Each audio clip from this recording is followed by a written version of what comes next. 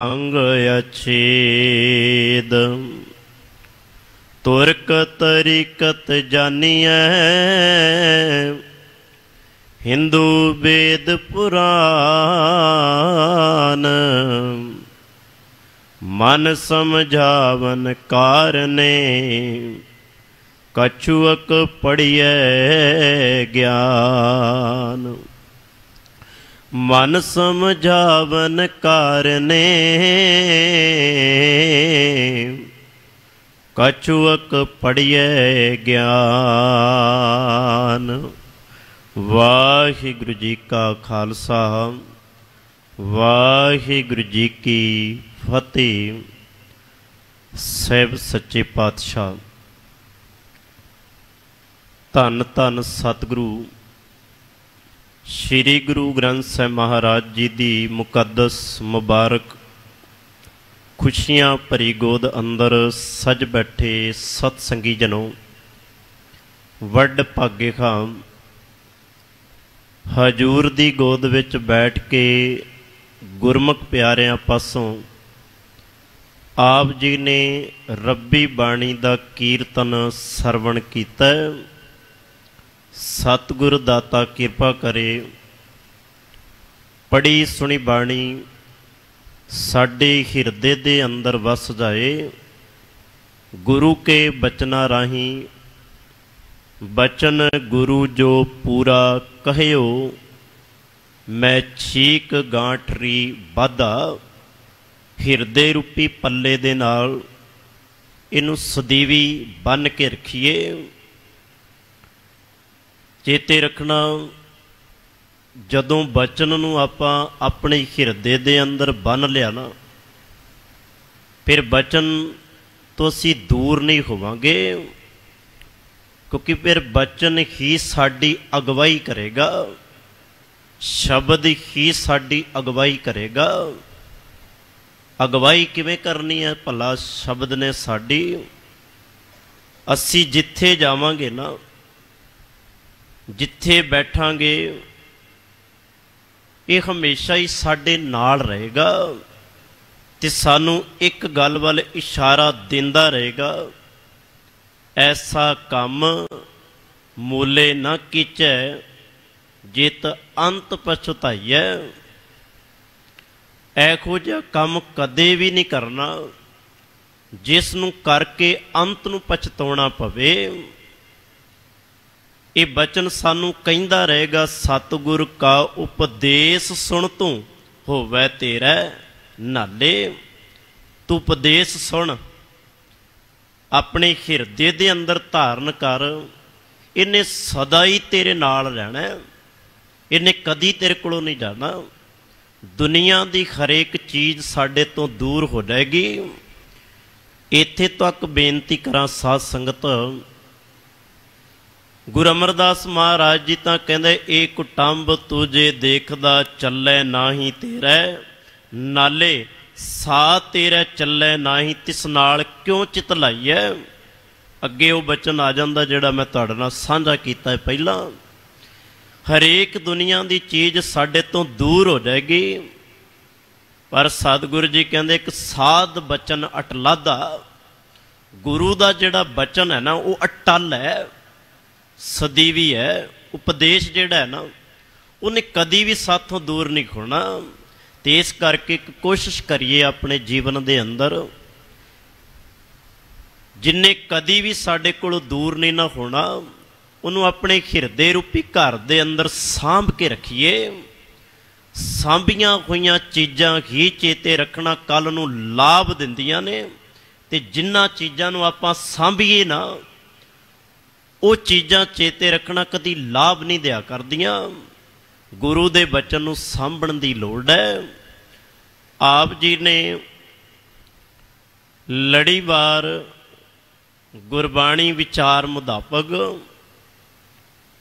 भगत कबीर जी की रसना तो उचारण हुई पावन बाणी गौड़ी 52 अखरी। गौड़ी राग दे अंदर साध संगत 2 52 अखरी बाणियां ने। इसे राग दे अंदर एक ਧੰਨ ਗੁਰੂ ਅਰਜਨ ਦੇਵ ਮਹਾਰਾਜ ਜੀ ਦੀ ਪਾਵਨ ਬਾਣੀ ਤੇ ਇੱਕ ਸ਼੍ਰੋਮਣੀ ਭਗਤ ਕਬੀਰ ਜੀ ਦੀ ਬਾਣੀ, ਜਿਸ ਦੀ ਆਪਾਂ ਵਿਚਾਰ ਕਰਨੀ ਹੈ। ਦੋਹਾਂ ਦੇ ਵਿੱਚ ਫਰਕ ਕੀ ਹੈ?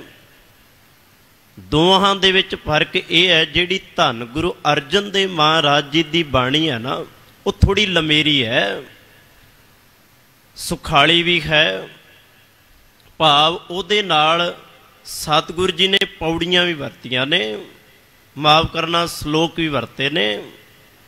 ਪਰ ਇਸ ਗੌੜੀ ਭਗਤ ਕਬੀਰ ਜੀ ਦੀ ਜਿਹੜੀ 52 ਅੱਖਰੀ ਹੈ ਨਾ, ਇਹਦੇ ਵਿੱਚ ਸਿਰਫ ਛੰਦ ਹੀ ਵਰਤੇ ਨੇ, ਪੌੜੀ ਸ਼ਲੋਕ ਇਸ ਤਰ੍ਹਾਂ ਦਾ ਕੁਝ ਨਹੀਂ ਵਰਤਿਆ। ਤੇ ਇਹ ਜਿਹੜੀ ਭਗਤ ਕਬੀਰ ਜੀ ਦੀ ਬਾਣੀ ਹੈ, ਇਹ ਥੋੜੀ ਮਹਿੰਗੀ ਵੀ ਹੈ। ਭਾਵ ਸਮਝਣ ਦੇ ਲਈ ਮਨ ਦਾ ਸੁਚੇਤ ਹੋਣਾ ਬੜਾ ਜ਼ਰੂਰੀ ਹੈ।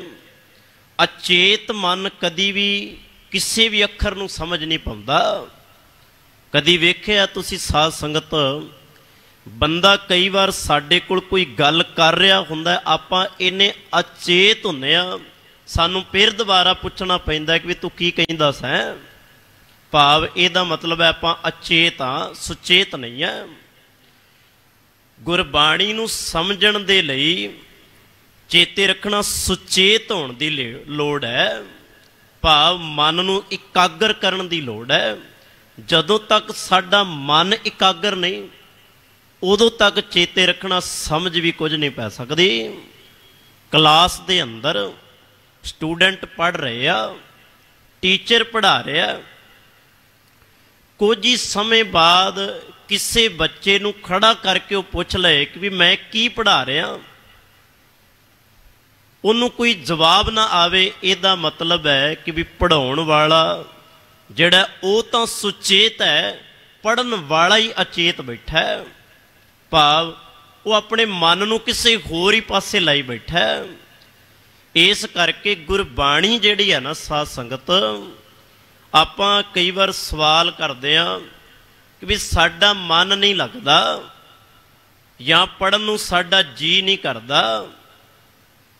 ਤੁਸੀਂ ਪੜ੍ਹੀ ਜਾਓ, ਪਰ ਚੇਤੇ ਰੱਖਣਾ ਇੱਕ ਦਿਨ ਐਸਾ ਆਏਗਾ ਤੁਹਾਡਾ ਮਨ ਸੁਚੇਤ ਹੋ ਜਾਏਗਾ। ਸੋ ਆਓ ਭਗਤ ਕਬੀਰ ਜੀ ਦੀ ਇਸ ਪਾਵਨ ਬਾਣੀ ਦੇ ਅੰਦਰ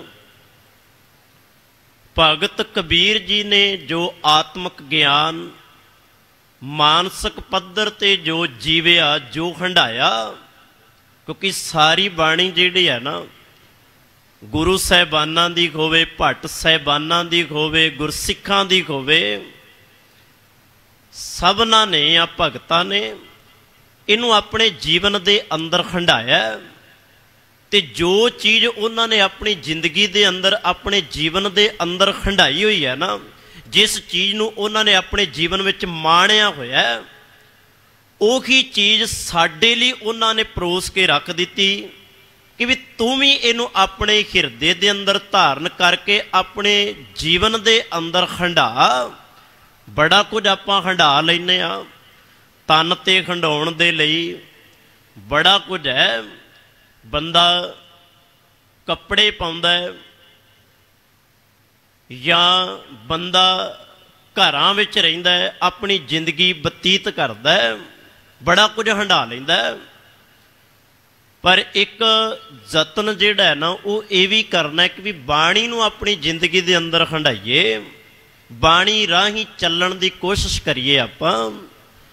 ਭਗਤ ਕਬੀਰ ਜੀ ਦੇ ਇਹ ਪਾਵਨ ਬਚਨ, ਪਾਵਨ ਉਪਦੇਸ਼ ਜੋ ਉਹਨਾਂ ਦੇ ਆਤਮਿਕ ਮੰਡਲ ਰਾਹੀਂ ਸਾਡੇ ਤੱਕ ਪਹੁੰਚੇ ਆ, ਉਹਨਾਂ ਦੀ ਵਿਚਾਰ ਮੈਂ ਆਪ ਜੀ ਦੇ ਨਾਲ ਸਾਂਝੀ ਕਰਨੀ ਹੈ।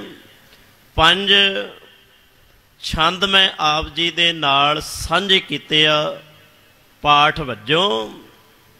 ਮੰਨਿਆ ਜਾਂਦਾ ਵਿਦਵਾਨਾਂ ਵੱਲੋਂ ਜਿਹੜੀ ਉਥਾਨਕਾ ਵੱਜਦੀ ਹੈ ਨਾ ਇਸ ਬਾਣੀ ਦੀ, ਉਹ ਇਹ 5 ਬੰਦਾਂ ਰਾਹੀਂ ਵੱਜਦੀ ਹੈ, ਇਹਨਾਂ 5 ਛੰਦਾਂ ਰਾਹੀਂ ਵੱਜਦੀ ਹੈ।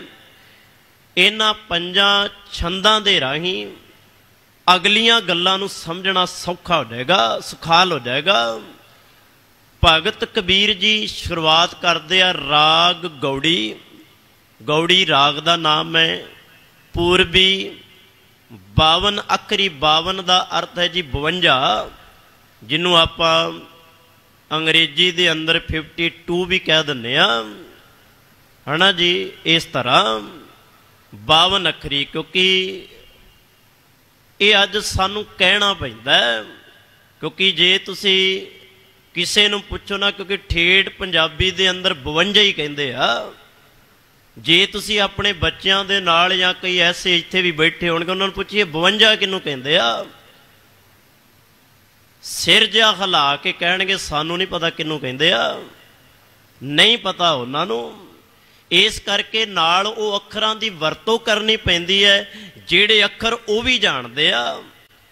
भाव असी पंजाबी तो कोहां दूर बैठे हैं, माफ करना, कोहां दूर बैठे हैं। साडे ते घरां दे अंदर पंजाबी नहीं बोली जाती तो आप अखरां नूं समझना की है। असी ते घरां दे विच बच्चियां दे नाल भी अपना हिंदी दे विच गल, मैं किसी भाषा दे खिलाफ नहीं है, माफ करना।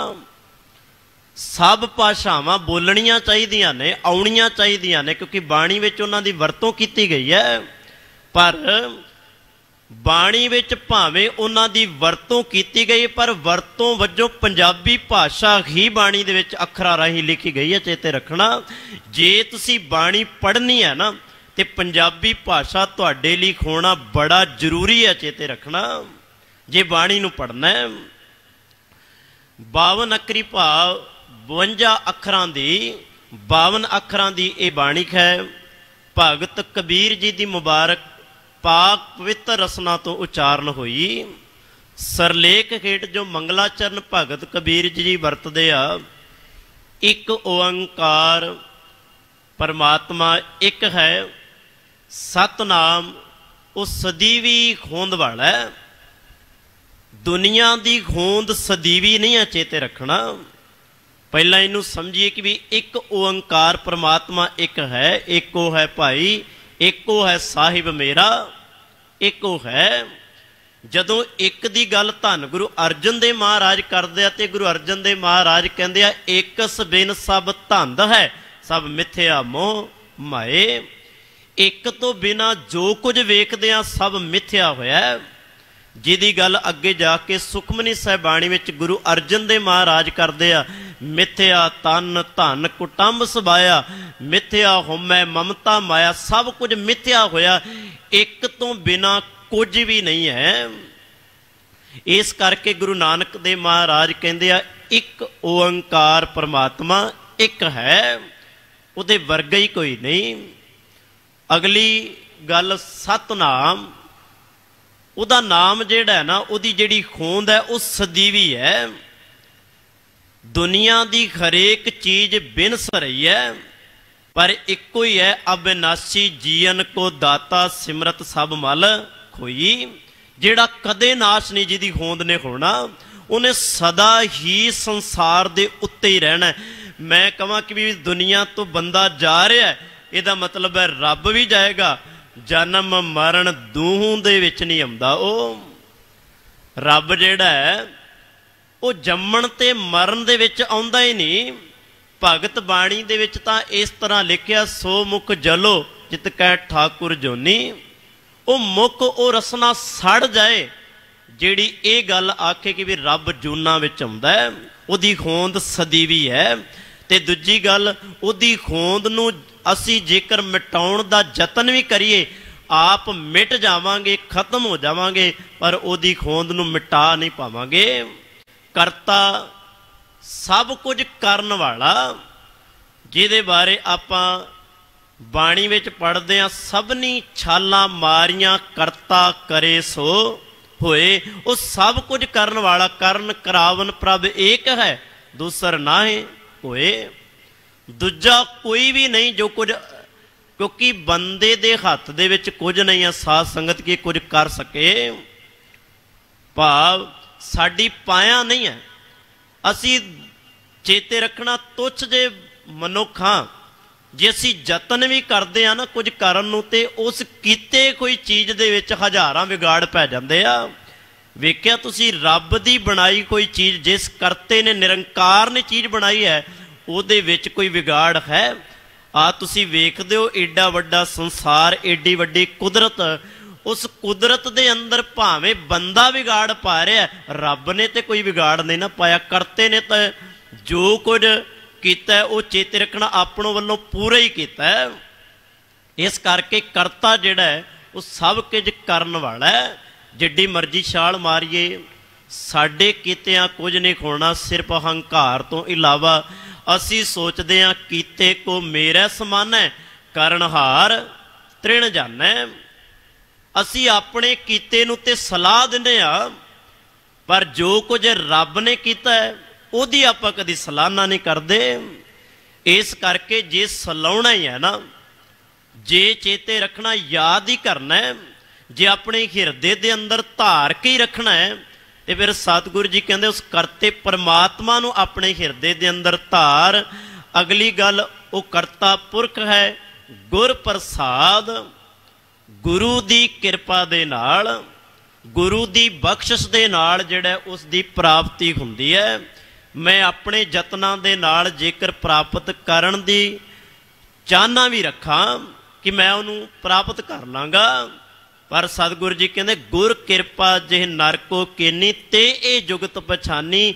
ਨਾਨਕ ਲੀਨ ਭਇਓ ਗੋਬਿੰਦ ਸਿਉ ਜਿਉ ਪਾਨੀ, ਸੰਗ ਪਾਨੀ। ਗੁਰੂ ਦੀ ਕਿਰਪਾ ਤੋਂ ਬਿਨਾਂ ਇਹ ਜੁਗਤੀ ਨੂੰ ਪਹਿਚਾਣਿਆ ਨਹੀਂ ਜਾ ਸਕਦਾ, ਸਮਝਿਆ ਨਹੀਂ ਜਾ ਸਕਦਾ। ਜੇ ਇਹਨੂੰ ਸਮਝਣਾ ਹੈ ਫਿਰ ਚੇਤੇ ਰੱਖਣਾ ਗੁਰੂ ਹੀ ਸਮਝਾ ਸਕਦਾ ਹੈ। ਹੁਣ ਪਾਵਨ ਬਚਨ ਦੇ ਅੰਦਰ ਭਗਤ ਕਬੀਰ ਜੀ ਹੈ, ਬਾ ਕਮਾਲ ਦੀਆਂ ਗੱਲਾਂ ਸਾਡੇ ਨਾਲ ਸਾਂਝੀਆਂ ਕਰਦੀਆਂ ਨੇ। ਭਗਤ ਕਬੀਰ ਜੀ ਕਹਿੰਦੇ ਆ 52 ਅਛਰ ਲੋਕ ਤਰੈ, ਸਭ ਕਛ ਇਨਹੀ ਮਾਹੇ। 52 ਅੱਖਰ ਨੇ, 3 ਲੋਕਾਂ ਦੇ ਅੰਦਰ, ਭਾਵ ਸਮੁੱਚੇ ਬ੍ਰਹਿਮੰਡ ਦੇ ਅੰਦਰ, ਸਮੁੱਚੀ ਖਲਕਤ ਦੇ ਅੰਦਰ, ਸਾਰੇ ਸੰਸਾਰ ਦੇ ਅੰਦਰ ਤ੍ਰੈ ਲੋਕ ਦੀ ਗੱਲ ਕਰਦਿਆਂ ਭਗਤ ਕਬੀਰ ਜੀ ਕਹਿੰਦੇ ਆ ਸਭ ਕਛ ਇਨਹੀ ਮਾਹੇ। ਸਭ ਕੁਝ ਹੈ ਭਾਈ ਇਹਨਾਂ ਦੇ ਵਿੱਚ ਹੀ ਹੈ।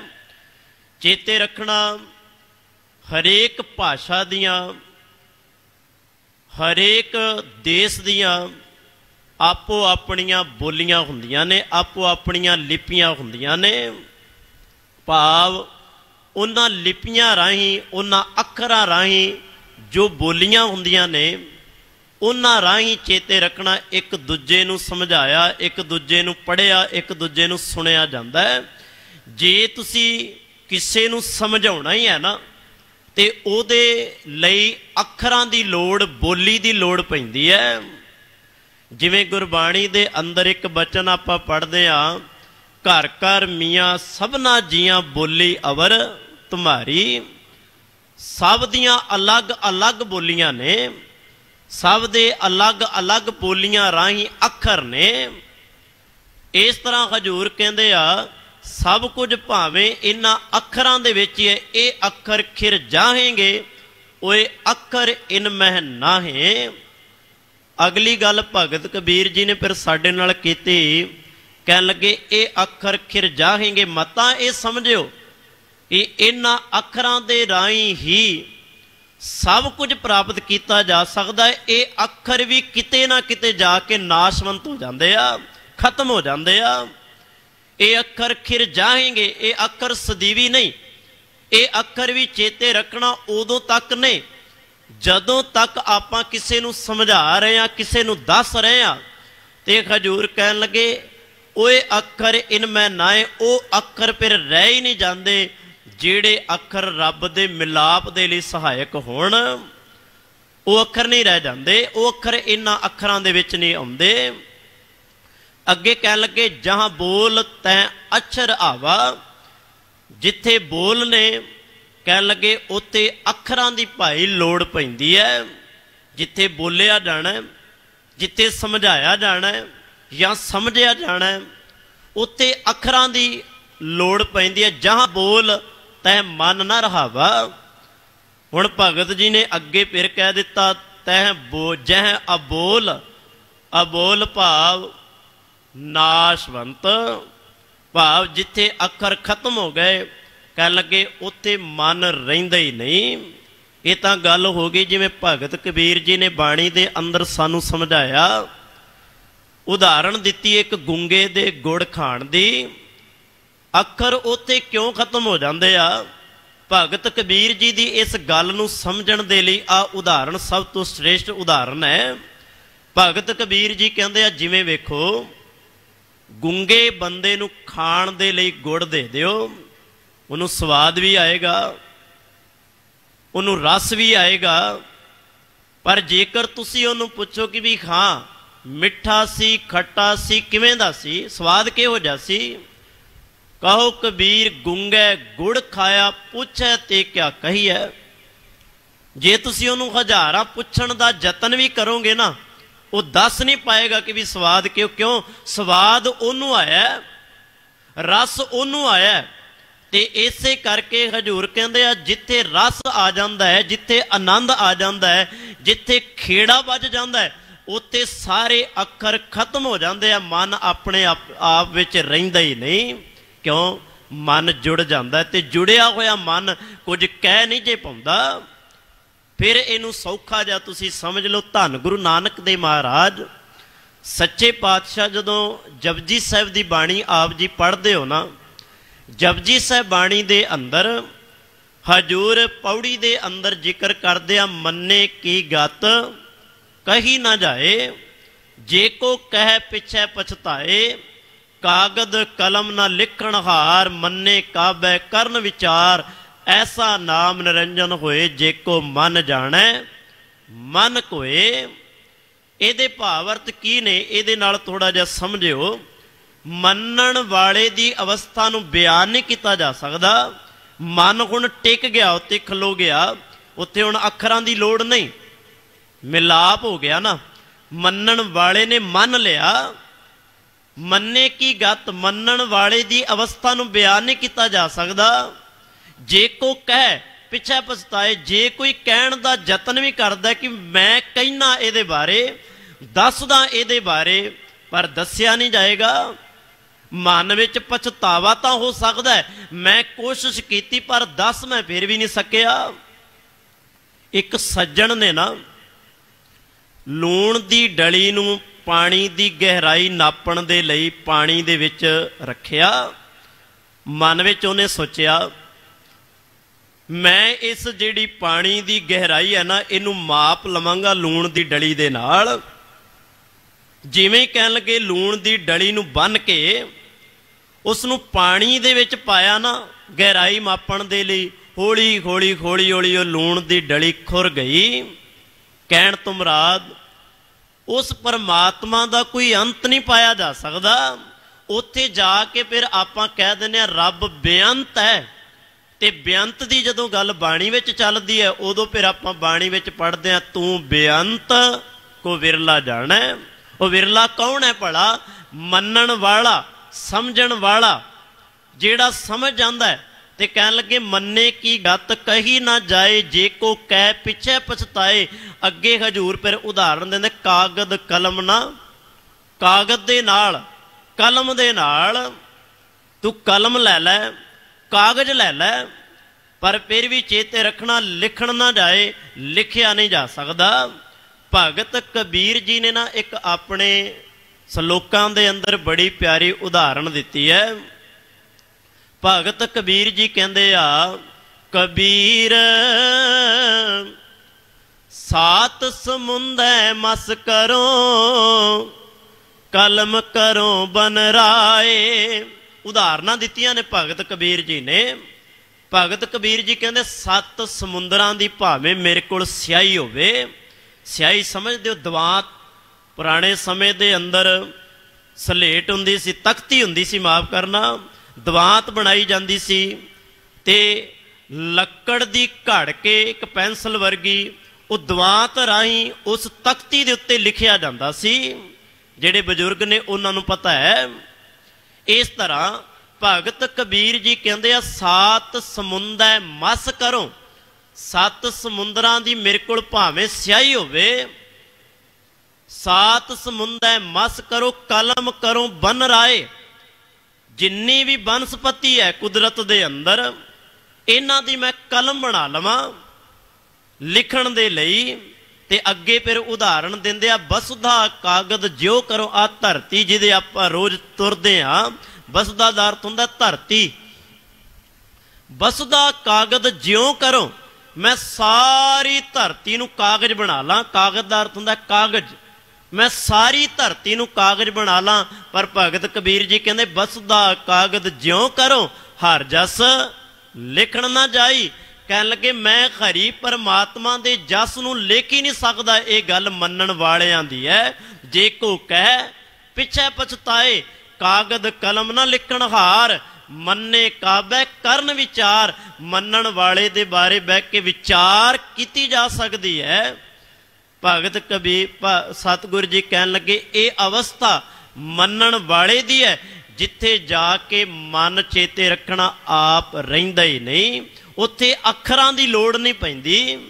उत्थे अखर सब मिटे जांदे आ, समाप्त हो जांदे आ। कहन लगे फिर ओ अखर रह ही नहीं जांदे जिहड़े अखर मिलाप दे विच सहायक हुंदे आ। क्यों ते तां मन दे राही अखर बाहर आउणे आ ना। जो मन ने सानू कहना आपां उही करना है। वेखो ना, जिवें आपां गड्डी नूं चलावांगे, जिवें ड्राइवर चला रहा गड्डी ने ते उस तरह ही तुरना है ना। ते जिवें मन सानू चला रहा असी उवें चलना है। बस यही कहानी है। जिथे जाके मन रब विच मिल जाता है, नानक लीन भयो गोबिंद स्यों वाली अवस्था बन जाती है। उत्थे भगत कबीर जी कहते जहां अबोल तै मन ना रहावा, उत्थे मन रहिंदा ही नहीं। अगली गल, बोल अबोल मद है सोई। इन्हां बोलां दे विच, अबोलां दे अंदर विचकार जिहड़ा फिर निरंकार आ जांदा है, रब आ जांदा है। उत्ते फिर बोल अबोल सब कुछ खत्म हो जाता है। जस ओ है तस लखै ना कोई।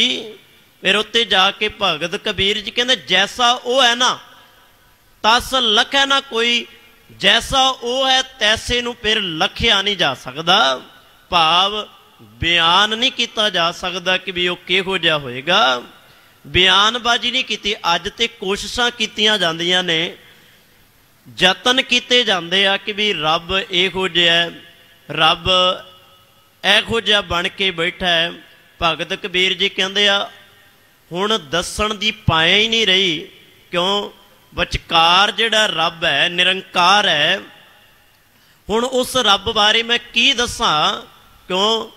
वो परमात्मा अलख है, जिन्हों लखिया ही नहीं जा सकता। साडियां कर्म इंद्रियां, साडे ज्ञान इंद्रे इन्हां दी पहुँच तो परे हो गया। ते अगे फिर कहन लगे अल्लाह लहो तो क्या कहो, कहो ताको उपकार। इत्थे भगत कबीर जी हुण कहंदे आ जे मैं अल्लाह नूं रब नूं बयान भी करां, जे मैं उन्होंने बयान भी करा तो क्या कहूँ, तो मैं की आखां उहदे बारे। क्यों? मैं किहड़ा उहनूं पूरा बयान कर सकदा। जेकर मान लो कहन लगे मैं बयान भी करदा, मेरे बयान किए हुए लोकां नूं कोई गुण नहीं प्राप्त होएगा। उहदे कोलों लोकां नूं कुछ प्राप्त नहीं होएगा। लोक पतीणै कछु ना होवे। भाव लोक नहीं उहदे नाल पतीज सकणगे। क्यों? क्योंकि लोकां दी ओहो जी अवस्था ही नहीं बनेगी। जे ये ओ अवस्था बना लैणगे तां चेते रखना इन्हां नूं। वेखो ना, एक उदाहरण है छोटी जी। हुण मैं कहां कि मैं तेरे वर्गा बनना चाहुंदा, कहण दे नाल ते नहीं ना बनिया जा सकदा। हुण भगत कबीर जी ने जिहड़ी कमाई कीती है, जिस कमाई तक पहुँच के वो गल कह रहे कि मैं जे बयान भी करदिआं रब नूं ਉਹਦੇ ਸਰੂਪ ਬਾਰੇ, ਉਹਦੇ ਅੱਖਾਂ ਬਾਰੇ, ਉਹਦੇ ਨੱਕ ਬਾਰੇ, ਉਹਦੇ ਸਾਰਾ ਰੱਬ ਦਾ ਮੈਂ ਚਿੱਤਰਣ ਕਰਦੇ ਹਾਂ। ਕਹਿਣ ਲੱਗੇ ਜੋ ਮੈਂ ਵੇਖਿਆ ਉਹਨੂੰ ਬਿਆਨ ਕਰਦਾ, ਪਰ ਉਹਦੇ ਲਈ ਲੋਕਾਂ ਨੂੰ ਤੇ ਲਾਹਾ ਨਹੀਂ ਨਾ। ਕਿਉਂ? ਲੋਕਾਂ ਨੂੰ ਲਾਹਾ ਤਾਂ ਨਹੀਂ ਕਿਉਂਕਿ ਸੰਸਾਰ ਨੇ ਚੇਤੇ ਰੱਖਣਾ ਸੁਣਿਆ ਹੈ, ਉਹਨੂੰ ਆਪਣੇ ਹਿਰਦੇ ਦੇ ਅੰਦਰ ਹੰਡਾਇਆ ਨਹੀਂ। ਜਦੋਂ ਤੱਕ ਇਹ ਉਹਦੇ ਧਾਰਨੀ ਨਹੀਂ ਹੁੰਦੇ, ਉਸ ਰਾਹ ਤੇ ਤੁਰਦੇ नहीं, ਉਹਦੇ ਵਰਗਾ ਬਣਨ ਦੀ ਕੋਸ਼ਿਸ਼ नहीं करते, उदों तक चेते रखना ये ਉਹਦੇ ਵਿੱਚੋਂ कुछ प्राप्त नहीं कर सकते। भगत कबीर जी कहते इस तरह अल्लाह लहो तो क्या कहो, रब दे बारे मैं जान भी जावां या उहदे बारे बयान भी कर देवां, कहो ताको उपकार संसार नूं उहदा चेते रखना कोई लाभ नहीं होएगा। संसार नूं जे लाभ लैना संसार ने तां चेते रखना उहदे वर्गा बनना पएगा, उस राह ते चलना पएगा। अगे कहते आ उदाहरण दे के, बटक बीज में रब रहे हो जाको तीन लोक विस्तार। बटक दा अर्थ हुंदा जी बोड़। वेखो एक बीज हुंदा बोड़ दा, हुण जदों उहनूं धरती दे विच बीज नूं पाया जांदा है, उहदे विचों एक विशाल दरख्त जन्म लैंदा है तां निक्का जिहा बीज ही ना। हुण निक्के जे बीज दे विच एडा विशाल दरख्त बैठा है। इस गल नूं ध्यान नाल समझो, बटक बीज मैं रब रखे हो, जिवें कहण लगे छोटे जे एक बीज दे अंदर एक विशाल बोड़ छुपिया होया है। फिर वेखो जदों वो बोड़ वड्डा हुंदा है, जदों वो दरख्त वड्डा हुंदा है, उहनूं चेते रखना फुੱਲ लगदे आ, फल लगदे आ, उन्हां दे विचों फिर बीज पैदा हुंदे ने। उन्हां बीजां दे विच फिर एक बोड़ दा दरख्त छिपिया होया है। इस तरह हजूर कहते हैं, मैं उदाहरण दे रहा तेनू, एक बटक बीज में रब रहे हो, जिवें बोड़ जिहड़ा एक बीज दे अंदर रविया होया है। हजूर कहन लगे जाको तीन लोक विस्तार, रब दा जिहड़ा विस्तार है ना कि भाई ये तीन लोकां दे अंदर है। भाव समुचे ब्रह्मांड जिन्हों आपां वेख रहे हैं ना, वो सारे संसार दे अंदर है। गल है सिर्फ खोज दी, गल है सिर्फ लभण दी। आपां किन्ना कु उहनूं लभदे आ, किन्ना कु उहदे तक आपां जाने आ, पहुंच करदे आ। ते भगत जी कहन लगे जिवें एक बोड़ दे बीज दे अंदर बोड़ है, इवें रब जिहड़ा चारे पासे समुचे ब्रह्मांड दे अंदर भाई रविया होया, जिन्हों भगत बाणी विच आपां पढ़दे आ, इबै बेठुल उबै बेठुल बेठुल बिन संसार नहीं। या आपां बचन पढ़दे आ, जतर ततर दिशा विशा होए फैलियो अनुराग। परमात्मा ते एक बीज दी तरह भाई दिशा विशा, जिथे किथे वेखेगा परमात्मा तेनू बैठा नजर आएगा। हर थां ते हर जगह ते परमात्मा मौजूद है। भाव रब रहे आ सरबत्र में, सरबत दे अंदर परमात्मा रविया होया है। कई उदाहरणा ने चेते रखना बाणी दे अंदर इहो जिहियां, जदों बाणी नूं पढ़ांगे, बाणी नूं समझांगे तां सानूं इस गल दी समझ लग जाएगी। भगत कबीर जी कहंदे आ गल है उहदे तक पहुंचण दी। जिवें ना एक उदाहरण दिंदे आ कई बार विद्वान, कहण लगे असीं की करदे आ, साडी जिहड़ी सुरत है ना, साडी जिहड़ी मत है, साडी जिहड़ी बुद्ध है साध संगत, वो उन्नी को छाल मारदी है जिन्नी को चेते रखना असीं यतन करते हैं, उस तो वध छाल नहीं मारते। हुण पिया ते साडे कोल बड़ा कुछ है, विस्तार ते साडे कोल रब दा जिन्ना मर्जी विस्तार आपां कर सकते हाँ। हुण चेते रखना इन्ना वड्डा खजाना साडे कोल है, एडा वड्डा थाल परोस के सानूं दिता गया है, जिन्ना मर्जी रब दा विस्तार कर लीए आपां। गल तां इह है कि भी उहनूं पढ़ीए, उहनूं समझीए, उहनूं विचारीए। हुण ना तो आपां पढ़ना चाहुंदे आ, ना असीं समझना चाहुंदे आ, ना ही आपां विचारना चाहुंदे आ। जिवें उदाहरण वजों ना एक बेनती करां आप जी दे चरनां च, माँ बाप नूं बच्चा घरों कढ दे ते घर उहदियां जुत्तियां नूं संभाल के रखे, उहदे कपड़ियां नूं संभाल के रखे। भाव जो चीज़ां वो अपने तन ते हंडाउंदा उहनूं संभाल के रखे ते उहनां नूं पूजी जाए, ये मूर्खता होएगी ना। जिवें मान लो छोटी जी फिर उदाहरण लै लो, इस तरह हुण धन गुरु ग्रंथ साहिब महाराज जी ने, धन गुरु ग्रंथ साहिब महाराज जी दे चोर साहिब नूं आपां नमस्कार करी जाइए, चंदोआ साहिब नूं आपां नमस्कार करी जाइए। सत्कार है इन्हां चीज़ां दा, इन्हां चीज़ां दा सत्कार है। जिवें घर दे विच पईआं बापू माँ दीआं चीज़ां, उन्हां नूं आपां संभाल के रखदे आ, पर बापू नूं घरों बाहर कढ दिंदे आ, माँ नूं घरों बाहर कढ दिंदे आ। इसे तरह गुरु दे घर पईआं चीज़ां गोलकां पईआं ने, चौर साहिब पिया है, चंदोआ साहिब लगा होया, रुमाला साहिब चढ़ाया होया, पीड़ा साहिब दे उत्ते सतगुरु जी सुभाईमान ने। पीड़ा साहिब नूं मत्थे टेकी जाइए, चंदोए नूं मत्थे टेकी जाइए आपां। इस तरह इनू कहंदे आ कर्म कांडी हो जाना, इनू कहंदे आ भरम दे विच रह जाना।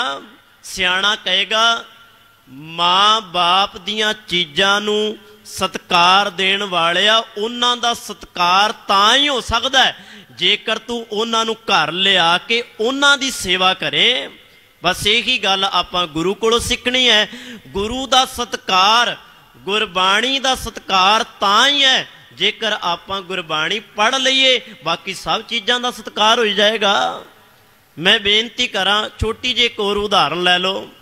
कहन लगे किसी ने ना मरण तो पहला अपने परिवार नूं एक नक्शा दिता, नक्शा दे के आख्या कि भी तुसी इस नक्शे ते चली जाओ, तुहानू बड़ा कुछ प्राप्त हो जाएगा, बड़ा कुछ मिल जाएगा। हुण कहन लगे वो जिहड़ा परिवार सी, जिस बजुर्ग ने उन्होंने नक्शा दिता, वो बजुर्ग दा दिता होया नक्शा उन्होंने कपड़े च लपेट के ना ते रख लिया। एक पीढ़ी उन्होंने पूजदी गई, दूजी पीढ़ी आई, तीजी पीढ़ी आई, इस तरह करदियां करदियां उहदी पूजा करदियां करदियां अनेकां पीढ़ियां लंघ गईयां। किसी ने भी खोल के नहीं वेख्या कि भी ये है की है, किसी ने भी उन्होंने पढ़ के नहीं वेख्या ये लिखिया की है। कहन लगे एक पीढ़ी ने सोचा, कई चिरां बाद, कई पीढ़ियां बाद किसी ने उस नक्शे नूं कपड़े दे विच लपेट के जिहड़ा रखिया होया सी उहनूं खोल के वेख्या, ते जो नक्शा उहदे विच दिता होया सी उह डायरैक्शन ते पहुंचदा गया। उस थां ते पहुंचिया ते उहनूं बड़ा खजाना मिल गया, मालो माल हो गया। बस यही कहानी साडे नाल है। असीं चेते रखना, सिर्फ ते सिर्फ गुरु दियां बाहरी चीज़ां नूं पूज लिया, कर्म कांडी ते बन गए, पर चेते रखना धर्मी बनने तो वांझे रह गए। धर्मी बनिया जाना सी गुरु नूं पढ़ के, गुरु नूं सुन के, गुरबाणी नूं मन के। आपां उन्हां चीज़ां नूं पढ़िया नहीं, आपां सिर्फ पीड़ा साहिब नूं मत्थे टेकदे रहे, चोर साहिब नूं मत्थे टेकदे रहे। ये सन बाहरी चीज़ां ने सानूं कर्म कांडी बनाता। माफ करना, सत्कार है इन्हां चीज़ां दा, पर गुरबाणी नूं पढ़ना, गुरबाणी नूं सुनना, उस निरंकार तक पहुँचना है। पहुँचिया कोई भी नहीं, आपां दे उत्थे रह गए। जिवें कई बार अक्सर एक उदाहरण देना मैं आप जी नूं, कहण लगे साडी हालत तेली दे बलद वर्गी है। सारा दिन खूह दे आले दुआले घुमदा है, शाम नूं वेखदा उत्थे दा उत्थे, सोचदा किन्ना सफर तय कर लिया, चलिया बड़ा पर पहुँचिया किते भी नहीं। इस करके भगत कबीर जी कहंदे आ भाई, ये जिहड़ा भेद है ना परमात्मा दा, ये समझना जिहड़ा है ये तां ही समझिया जा सकदा है जे चेते रखना आपां उस राह ते तुर सकीए। अल्लाह लहंता भेद छ कच कच पायो भेद। मेरे अंदरों जदों दुबदा दा नाश हो गया ना, कुछ कुछ कहन लगे मैं भेद नूं पा लिया। क्यों? दुबदा दा नाश हो गया, भरम दा नाश हो गया, पखंडवाद चला गया। फिर थोड़ा थोड़ा भेद नूं मैं जानिया। उलट भेद मन वेद्यो पायो अभग अचेद। कहन लगे हुण मैं उस प्रभु नूं पा लिया जिन्हों चेते रखना नाश नहीं किया जा सकता ते जिन्हों कदी छेदिया नहीं जा सकता। हजूर कहन लगे हुण उहदे विच मेरा मन जिहड़ा सी विद्या गया, मेरा मन जिहड़ा उहदे विच लग गया। हजूर फिर अगर कहन लगे तुर्क तरीकत जानिए हिंदू भेद पुराण। हे भाई, भावें तू हिंदू होवें, तू वेदां पुराणां दी खोज कर। भावें तू तरीकत नूं मनण वाला मुसलमान क्यों ना होवे, तू चेते रखी उहनूं पढ़ के उहदे विचों खोज, उहदे विचों लभ कि भी रब दा राह किहड़ा है, निरंकार दे घर नूं राह किहड़ा जांदा है। फिर हजूर लास्ट विच कहंदे आ मन समझावन कारने कछुक पढ़िए ज्ञान। हे भाई, जिन्ने भी ये धार्मिक ग्रंथ ने ना, ये मन नूं समझाउण दे लई ने, भाव मन नूं समझाउण दे लई, ज्ञान प्राप्त करन दे लई ने। जे तू इन्हां नूं पढ़ के ज्ञान ही प्राप्त नहीं किया, समझ ही नहीं लई, ते चेते रखी फिर इन्हां ग्रंथां दे कोई मायने नहीं रह जांदे। कोई भी ग्रंथ होवे जे आपां पढ़ीए ना समझीए ना, मान लो कि हुण गुरु ग्रंथ साहिब महाराज नूं आपां पढ़ीए ही ना, साडे लिए कोई मायने रखता है गुरु ग्रंथ साहिब महाराज? नहीं रखता। क्यों? आप पढ़िया ही नहीं कदी। मायने तो रखता है ना, साडे लिए अहमियत तां है गुरु ग्रंथ साहिब की जे असी उन्होंने पढ़ लीए, पढ़ के उन्होंने समझ लीए। इस करके भगत जी कहते हैं मन समझावन कारण है कछुक पढ़िए ज्ञान।